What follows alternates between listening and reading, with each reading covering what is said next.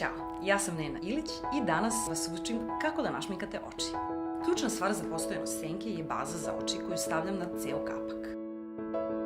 Preko nje ide bež senka, a na spoljni ugao oka i duž arkade stavljam brown senku.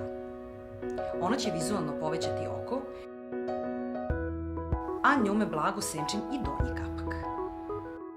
U sam unutrašnji ugao oka stavljam bež senku sa šimerom. Njen zadatak je da oko da blistavost. Sledeći korak je crni kreon koji izvlačim tanko u zadnjem uglu oka i blago ga senčim sa tankom četkicom. Na sredinu kapka prstima nanosim pigmente u prahu u zlatnoj boji i na kraju sve sjedinjujem velikom četkicom, to jest blendiram.